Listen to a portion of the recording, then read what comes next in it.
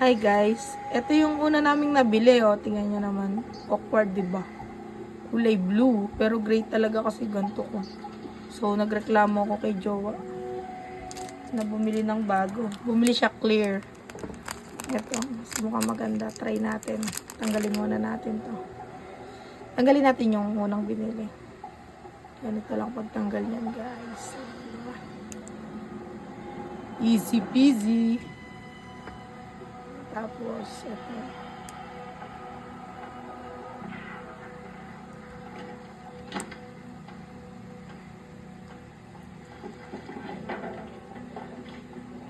Ito nga pala guys, nabili namin. Ay, binigay lang to. Ito. Regalo sa amin ni Ate Gani.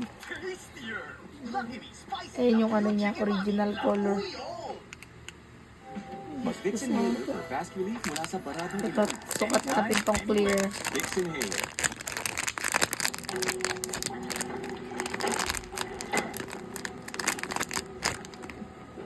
Tapos pag ikakabit nyo, pupunasan nyo to. Kasi last time kinabit ko, gara, may dumi. Tsaka itong ano, dapat malinis.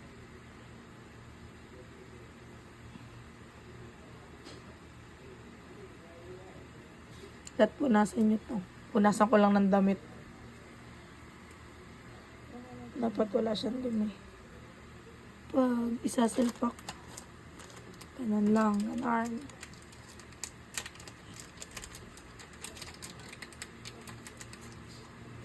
Ay, shucks. Ayun. O, diba? Mas maganda siya. Mas maganda pag clear. Nakikita kasi yung ano niya, yung original kulay. Eh, ito kasi parang ang OA kasi, tignan mo. Tapos, ito kasi yung ano niya, diba, gray. Kasi ito talaga.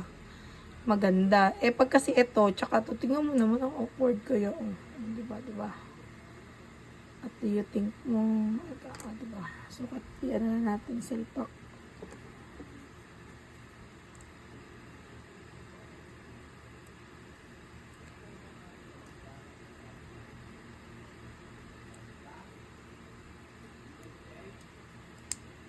Ayan.